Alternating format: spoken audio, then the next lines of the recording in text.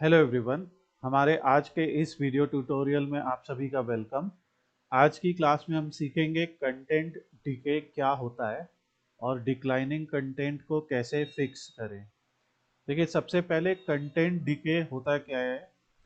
जब आपकी वेबसाइट का कोई पेज या ब्लॉग पोस्ट पहले गूगल पे अच्छी रैंक करता था और उस पर अच्छा ट्रैफिक आता था, लेकिन धीरे धीरे उस पर विजिटर कम होने लगते हैं और वो सर्च रिजल्ट में नीचे चला जाता है, तो इस प्रक्रिया को ही कंटेंट डीके कहा जाता है। जैसे हम अगर एक वेबसाइट के पिछले 16 मंथ्स का डेटा देखें तो आप देखेंगे कि कभी सर्चेज ऊपर थे फिर नीचे हुए, फिर ऊपर थे फिर नीचे हुए, और इस तरीके से ये डिक्लाइन और इंक्लाइन दोनों होता रहता है। तो ये एक नेचुरल फिनोमिना है और लगभग हर वेबसाइट के साथ होता है, और as a search engine optimisation specialist आपका काम होता है इस पर्टिकुलर चीज़ को फिक्स करना। नाउ अब कुछ रीजंस हम जान सकते हैं कि कंटेंट डिके क्यों होता है। कंटेंट डिके होने के कारण हो सकते हैं आउटडेटेड इंफॉर्मेशन, जैसे समय के साथ कंटेंट पुराना हो जाता है।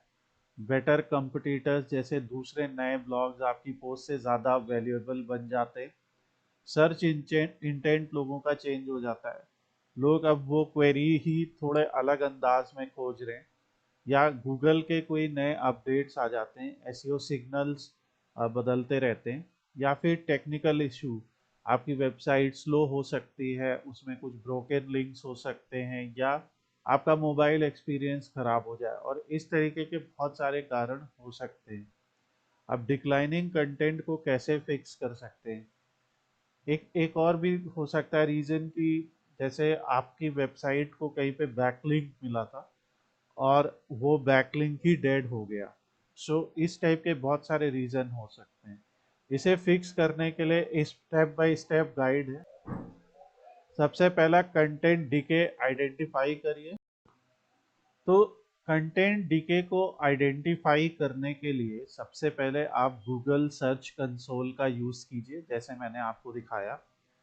यहाँ पे आप किसी पर्टिकुलर पेज को भी एग्जाम्पल ले सकते हैं और उस पेज का performance last 3 months, last 28 days में कैसा रहा है। अगर आपको दिख रहा है, जैसे मुझे दिख रहा है कि हल्का सा एक डिक्लाइनिंग ट्रेंड है इन नंबर ऑफ क्वेरीज, तो अब हमें यहाँ से आइडेंटिफाई होगा कि ये कंटेंट पे थोड़ा सा डिक्लाइनिंग आ रहा है।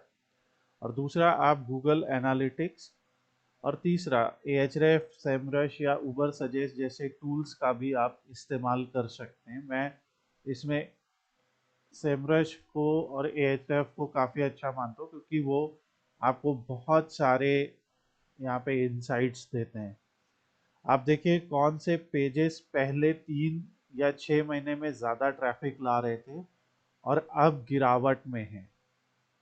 स्टेप 2, री ऑप्टिमाइज करिए उस कंटेंट को। उसका टाइटल और मेटा डिस्क्रिप्शन अपडेट कीजिए, उन्हें नया इंगेजिंग और कीवर्ड रिच बनाइए। हेडिंग रिवाइज कीजिए, जैसे H2 H3 में नए ट्रेंडिंग क्वेरीज जोड़िए। इमेज और इन्फोग्राफिक अगर हैं या नहीं हैं उन्हें वहाँ पे अपडेट कीजिए। जैसे अगर हम उस पर्टिकुलर पेज की बात करते हैं, तो उस पर्टिकुलर पेज पे हमें दिख रहा है 258 क्लिक्स मिले और करीब 15,000 इम्प्रेशंस मिले, तो हम यहाँ पे थोड़ा और मीनिंगफुल कंटेंट ऐड कर सकते हैं यहाँ पे।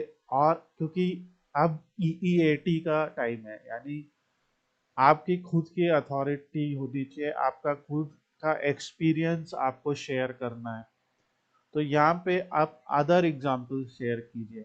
ये जैसे एक टॉपिक है जिसमें डैक्स इन पावर बीआई दिखा रहे हैं, तो डेटा विजुअलाइजेशन जो हम लोग ने किया, हम उनके इमेजेस ऐड कर सकते हैं, और previous month sale, previous quarter sale, previous year sale, इसके और ज़्यादा एग्जाम्पल्स दिखा सकते हैं अदर टाइप के डेटा सेट्स पे। तो बेसिकली हिस्टोरिकल ऑप्टिमाइजेशन जिसको हम बोलते हैं, या उस आर्टिकल को री ऑप्टिमाइज कीजिए और कीवर्ड फ्रेश करिए, इंटरनल लिंक्स बढ़ाइए, इस आर्टिकल को लिंक कीजिए अलग अलग जगहों से, इसके बैकलिंक्स भी बढ़ाइए। यूज़र एक्सपीरियंस को थोड़ा और ज़्यादा अपडेट कीजिए, पेज स्पीड और मोबाइल एक्सपीरियंस को बेटर कीजिए। स्टेप 3 है कंटेंट एक्सपेंड करें, जैसे मैंने बोला नया सेक्शन जोड़ सकते हैं आप, जैसे FAQ, स्टैट्स।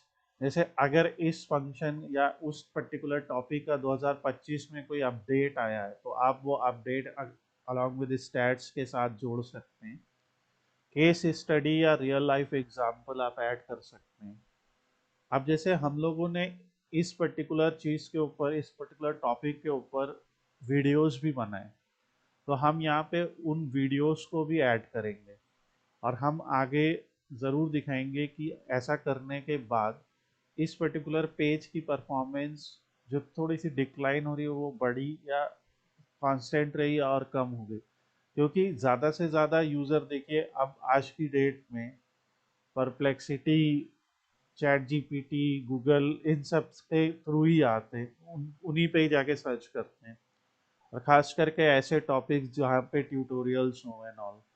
तो ऐसे केस में आपको रिलेवेंट बने रहने के लिए और ज़्यादा मेहनत करनी पड़ेगी। इंटरैक्टिव एलिमेंट्स जोड़ सकते हैं।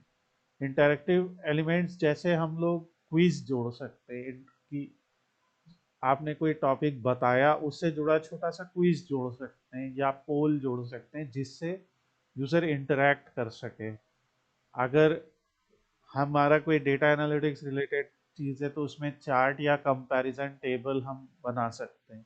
तो जितना जितना ज़्यादा आप वहाँ पे अपनी अथॉरिटी को ऐड करेंगे वो अच्छा होगा। आपके खुद के अनुभव को शेयर कीजिए, या आपने कहीं पे कोई वर्क किया हो या आपने कोई केस स्टडी पढ़ी हो वो ऐड कीजिए, रियल लाइफ एग्जाम्पल।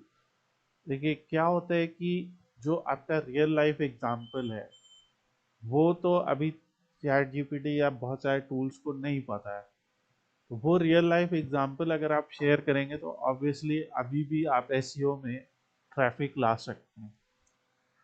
री इंडेक्स के लिए सबमिट करिए। जब आपका पेज अपडेट हो जाए तो आप उस पेज को रिक्वेस्ट इंडेक्सिंग करें। सोशल मीडिया और ईमेल न्यूज़लेटर में इस नई अपडेट के बारे में लोगों को बताएं। स्टेप 5 ये है कि मॉनिटर करिए, अगले 15 से 30 दिन तक उस पेज का परफॉर्मेंस देखिए। गूगल सर्च कंसोल से इम्प्रेशन, क्लिक और पोजीशन ट्रैक करते रहिए। बोनस टिप यह है कि कंटेंट डिगो को रोकने के लिए कैलेंडर मेंटेन करिए। हर 3 से 6 महीने में अपने पुराने कंटेंट का रिव्यू करिए और उसे ऑप्टिमाइज करते रहिए, वरना आपका परफॉर्मेंस कभी बढ़ेगा नहीं। निष्कर्ष ये है कि कंटेंट डीके डरने वाली चीज़ नहीं है, बल्कि एक अपॉर्चुनिटी है अपने पुराने कंटेंट को फिर से चमकाने की। बजाय इसके कि आप नया नया कंटेंट लिखें, ऑब्वियसली आप लिखेंगे। अगर आप मान लीजिए महीने में 8 ब्लॉग्स लिखते, तो आप 8 में कोई 2 ब्लॉग कंटेंट डीके या हिस्टोरिकल ऑप्टिमाइजेशन के लिए यूज़ कर सकते हैं, और बचे हुए 6 ब्लॉग्स जो हैं वो आप यूज़ कर सकते हैं फॉर नया कंटेंट। तो अगर आप स्मार्ट तरीके से अपडेट करते हैं तो वही पुराना ब्लॉग फिर से गूगल के पहले पेज पे वापस आ सकता है और बहुत सारा ट्रैफिक ला सकता है। तो अगर आप एक वेबसाइट, ब्लॉग या बिजनेस पेज चला रहे हैं तो कंटेंट डीके को नज़रअंदाज करना बड़ी गलती हो सकती है।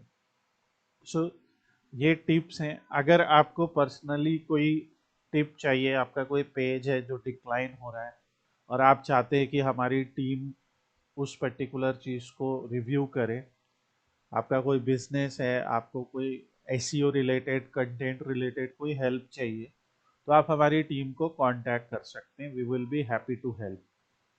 स्लाइड स्कोप के इस वीडियो को देखने के लिए धन्यवाद। अगर ये वीडियो आपको यूज़फुल लगा तो इस वीडियो को लाइक कीजिए, हमारे चैनल को सब्सक्राइब कीजिए और हमारे चैनल पे बार बार आते रहिए। डिजिटल मार्केटिंग और डेटा एनालिटिक्स से रिलेटेड कंटेंट हम रेगुलर अपडेट करते हैं।